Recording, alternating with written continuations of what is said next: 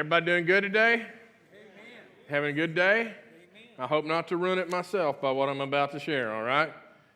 Our family has a new Sunday experience.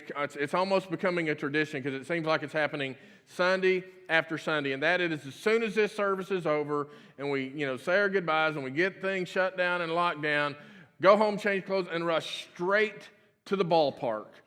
That's what we do on Sundays. My son Jonathan plays fall baseball, and he's usually got a game. I know that one of these days I'm going to look at him and say, hey, you need to put your church clothes on. And he's going to say, are we wearing our home or our road uniforms today? Because that is his experience.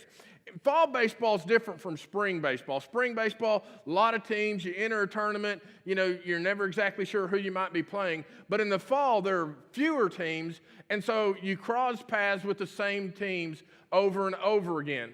And one of the teams that I love for us to cross paths with is a team called SBA. Stands for Select Baseball Academy. It is a team actually out of Ada. And on the team is a kid named John David. John David's father, Travis, is a longtime friend of mine. So when we cross paths with SBA, I get to spend time with my friend Travis. But like me, Travis is a pastor. And so those Sunday morning games he doesn't ever make it to and usually can get there in the afternoon. So when we crossed paths with SBA last Sunday after church, Travis wasn't there. Now, normally his wife Jenny would be there, but Jenny was out of state, and so it was left to Grandma and Grandpa to get John David to his game, which again is good because I've known Harold and Gloria Muse for years, and it was good to catch up with them.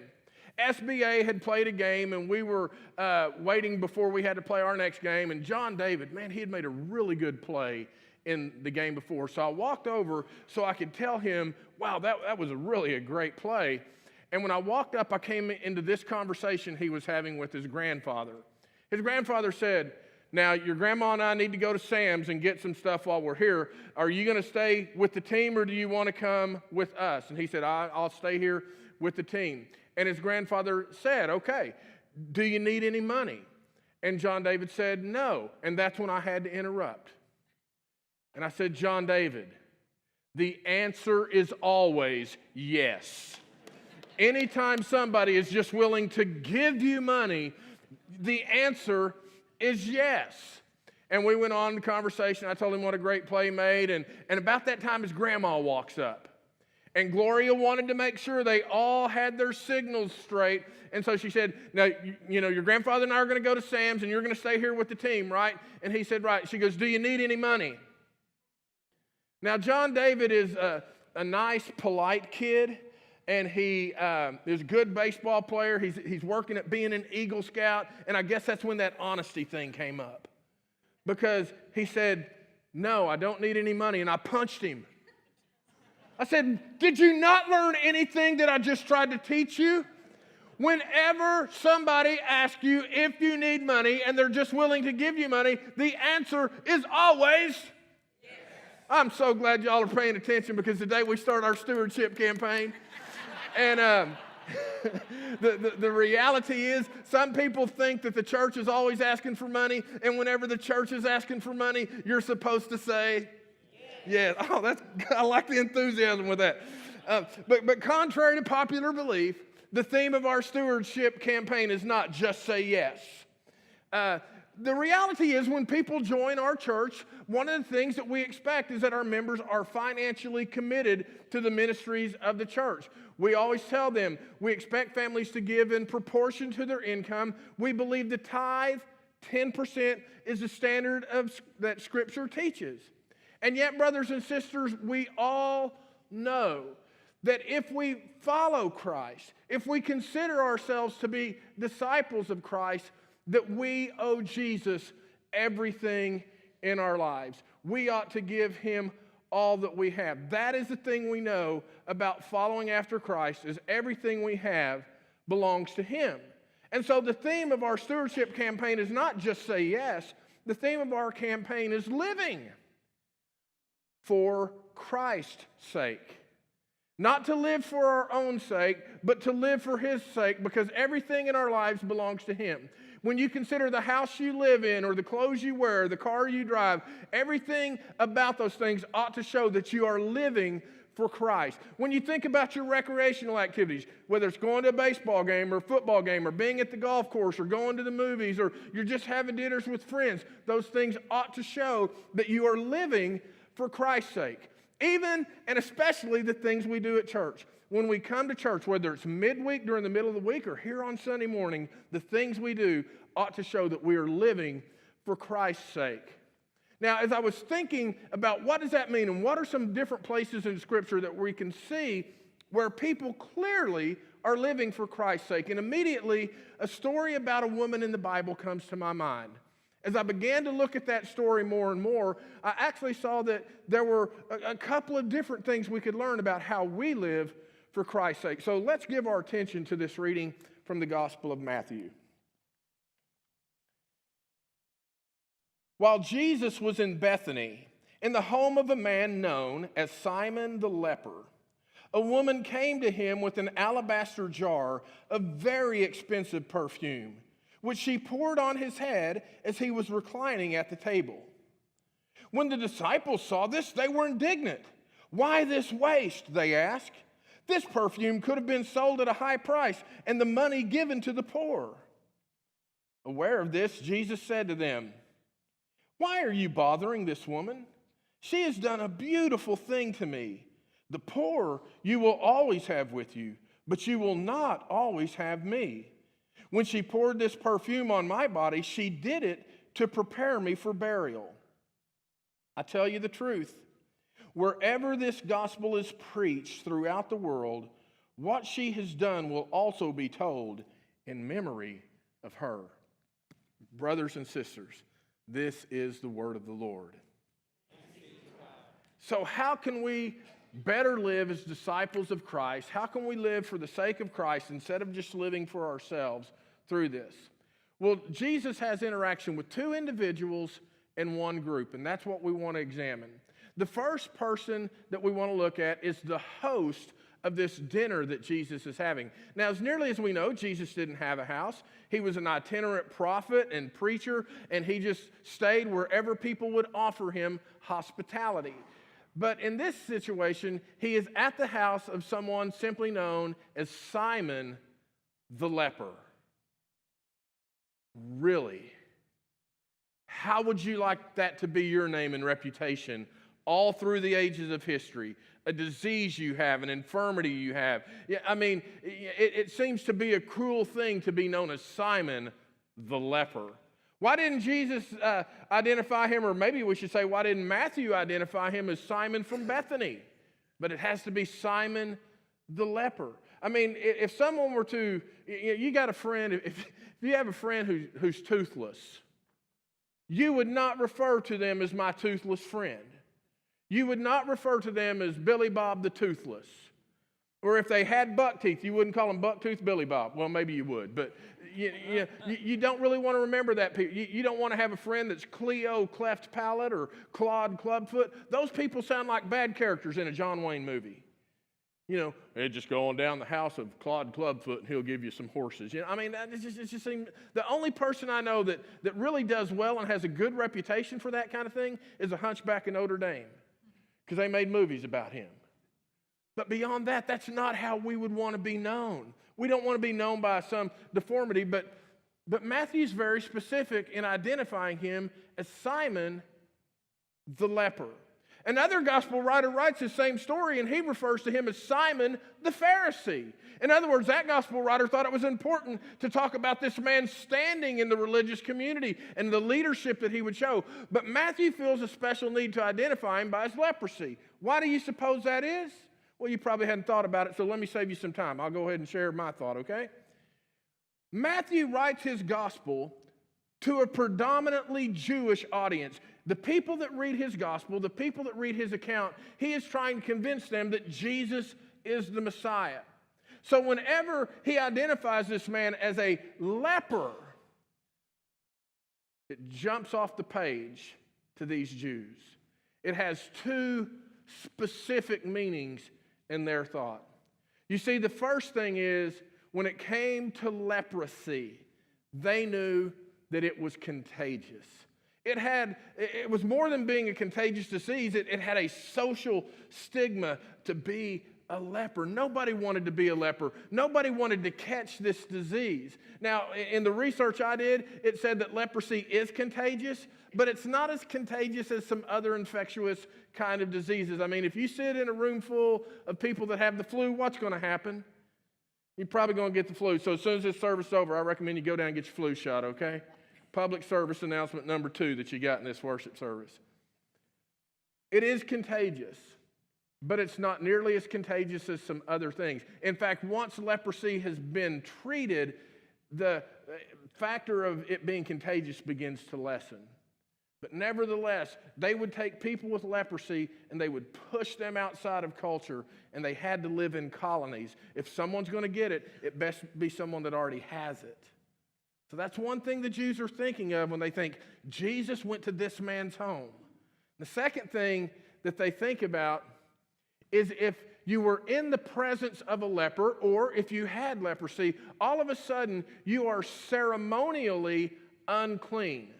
In other words, you couldn't go to the synagogue, you couldn't go to the temple, you could not be around people of faith when they gather to worship because you're unclean. In fact, if a leper was walking down the road and someone were to greet them, they would have to throw up their hands and say, "Unclean, unclean," so that person could avoid them. And so whenever Matthew says Simon the leper is where Jesus went, then he is helping people to know that Jesus will engage people where they are, no matter what the social stigma may be. In fact, Jesus will go against the practice of the community of faith in order to engage this man. So as a church, if we are to engage people in ways that may seem to run contrary to the practice of our faith, would that demonstrate that we're living for Christ's sake and not our own sake? Let me give you an example of what I'm talking about, and I'm just offering this today for your consideration. I'm not trying to draw a line in the sand like I did when I say you can't use the V word. You have to say minister instead of that other word. I'm not trying to draw a line in the sand, but I do a lot of reading about how can we reach people that do not have a relationship with Christ. How can we reach people with the good news and get them plugged in to our life in the church? And over again, I'm starting to read that we have a practice in our church, dare I say a practice that I believe some would hold sacred, and everything I'm reading says when we do this, it really pushes people away. Now, do y'all want to have that kind of experience on Sunday morning? Do y'all want us to do something that pushes people away? I don't think we do, but let me tell you what it is, and you might change your mind. It's what happens when I say, would you stand and share the peace of Christ with one another? Now, we're a friendly church. We get along pretty well. We don't sit across the room from each other because we don't like each other. In fact, we have to show people that, and I say, pass the peace of Christ. If there's someone on the other side of the room, we'll walk all the way to the other side of the room to share the peace of Christ with them. And I love that time of our worship service. I have used it if somebody hadn't been in church in a while, maybe they have been traveling or maybe they've been sick and this is their first Sunday back. I want to seek that person out and tell them, hey, so good to see you again. Your pastor noticed that you're here today. I'm glad you're here. Or maybe it would be someone who I understand is a guest, and I want them to know that I recognize you're a guest. We're so glad that you would come so we can worship together. Or maybe sometimes it's like it was in the 8:15 service this morning. I see somebody and I really need to tell them something while I'm thinking about it. And so I walk over to greet them, but I tell them whatever it is I have to tell them. And everything I'm reading says that when guests come, they want to be welcomed, they want to be greeted, they want to be authentically embraced. But at that time of the service, when people are walking all over the place, maybe the people around and greet them, but then they're just standing there. They're guests. They don't know if they can go ahead and sit down. They're just standing there, and nobody talks to them as if they had leprosy. I don't think we want a practice that does that, so I'll just offer that for your consideration. The ice up here is thin enough, so let's move on. Jesus encounters his disciples. Obviously, when Jesus was invited to the home of Simon the leper, he said, well, let my disciples come and be a part of this. And so they all come, and now this woman comes in, and she breaks this jar of expensive perfume to anoint Jesus, and the disciples say, why the waste?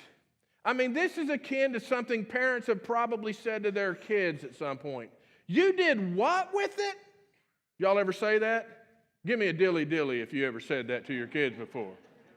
Yeah, some of y'all being honest, some of y'all like, what's he talking about? Yeah. You know, I gave you $25 to go buy your mom a birthday present, and you did what with it? You bought her a lottery ticket? I bought you an autographed Johnny Bench baseball, and you did what with it? You went out and took batting practice with that ball? You should have given it to the pastor.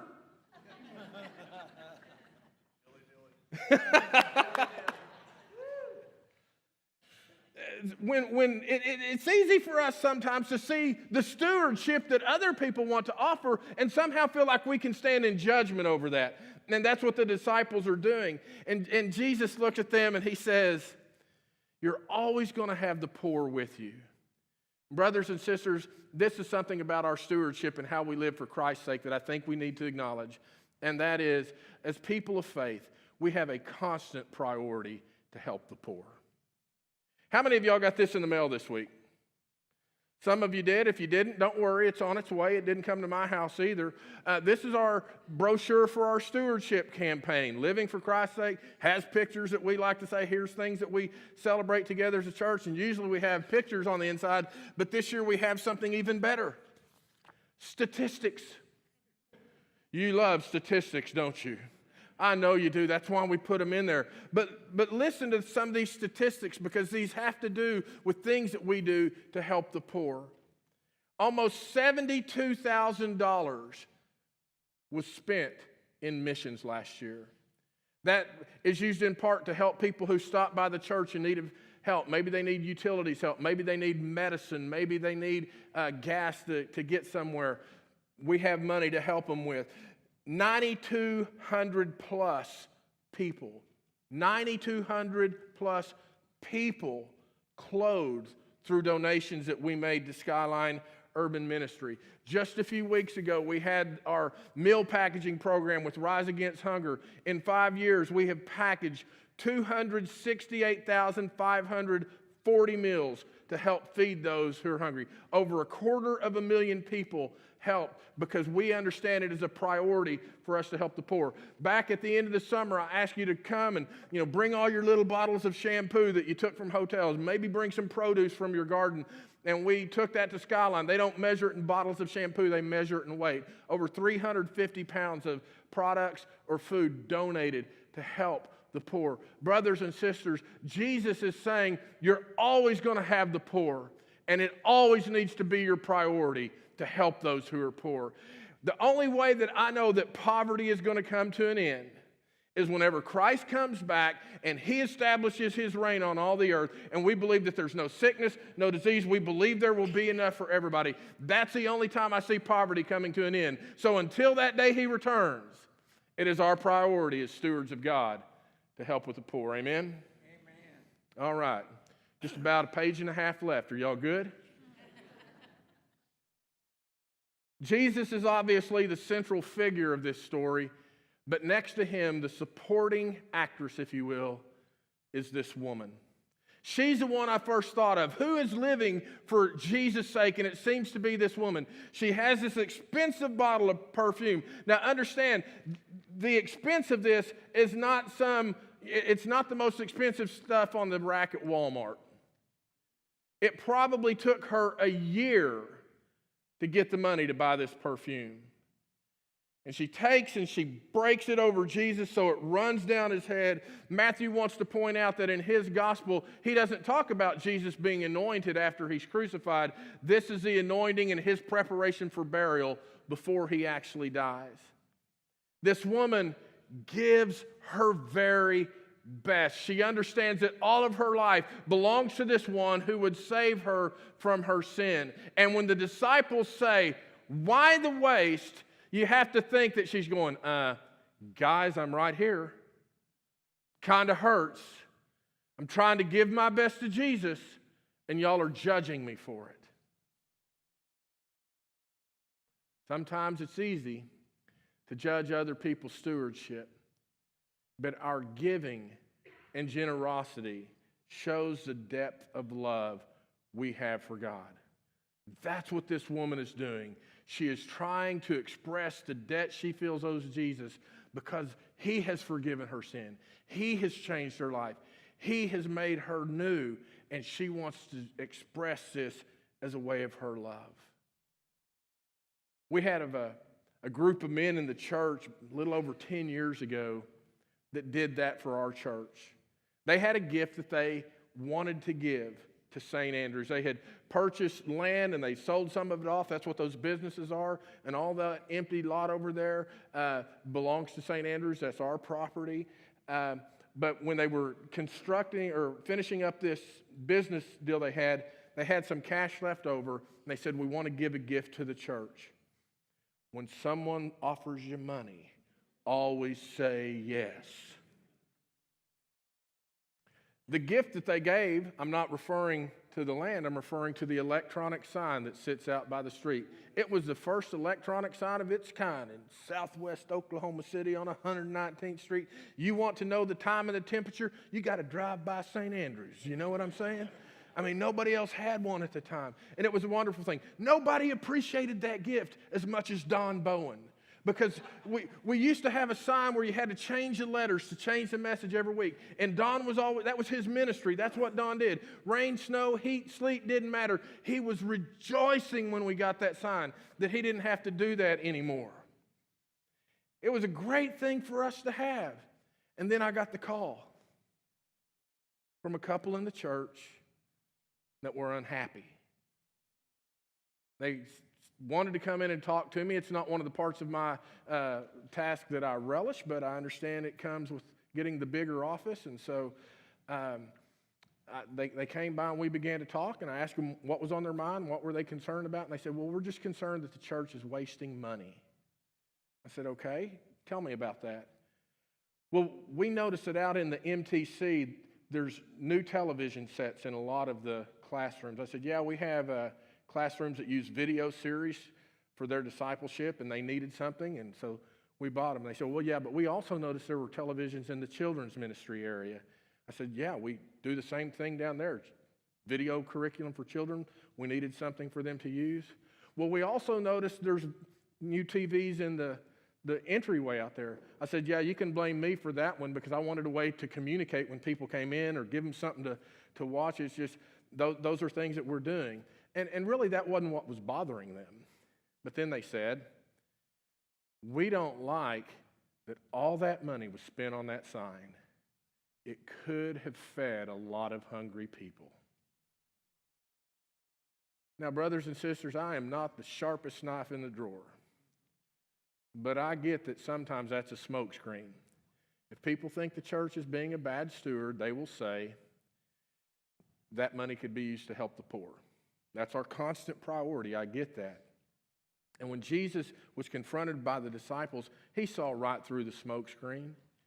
And he tried to help them understand you're always going to have the poor. And whenever somebody gives me their best, that's a gift that blesses and honors me. And that's what this woman has done. And so as I listened to them to understand their concern, I said, well, I want to tell you something about that sign that you may not know.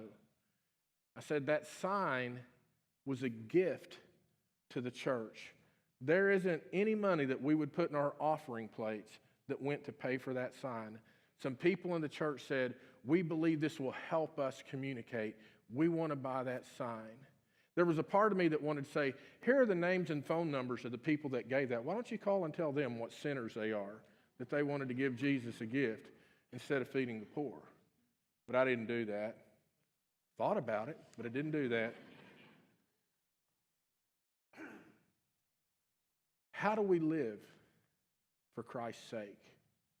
If we understand that all of our lives belong to Him, that everything we have ought to reflect that we're living for His sake and not our own, then perhaps when we're offering hospitality, we want to be mindful that even though it may not be what I like, I'm not living for myself, I'm living for Jesus' sake. Maybe it is that we understand that we will always have a priority to help for the poor. Maybe it would be that we understand that when God has blessed us with a tremendous gift, we can give back to God as a way of blessing Him. So in 2 weeks, when you come to worship, hopefully you've all received this in the mail. And on the back, it has your 2018 commitment card. And what we're asking you to begin to do is to begin to pray, Lord, what do you want to do through me? What do you want to have me give? Now, somebody here might be thinking, well, you already told us 10% was the standard. Why are you asking people to pray about it? Well, 2 reasons. Number one, not everybody gives 10%. And I understand that that is a matter of faith and that sometimes we don't trust God as much as we should. We get nervous and we keep control of things for ourselves. And maybe God is going to encourage us, trust me more. Trust me more. You give me the tithe. You see if I will take care of all your needs. But the other reason is tithing is a minimum standard, not a maximum. It all belongs to Jesus. And maybe Jesus would say, to those whom much is given, much is required. You need to do more than 10. That's why we want you to pray about it. We want you to fill it out, and then when you come to worship in 2 weeks, at the close of worship, we're going to ask you to come up and put it on the Lord's table as a way of consecrating yourself to Him. Because when we do that, we're not giving to the church. I mean, sometimes we may say it that way, but the reality is we're giving it to God. We're just going through this church to do it. Because in this place, we find that we help each other live for Christ's sake by being a loving, caring, overcoming community of faith. It's an expression of our faithfulness.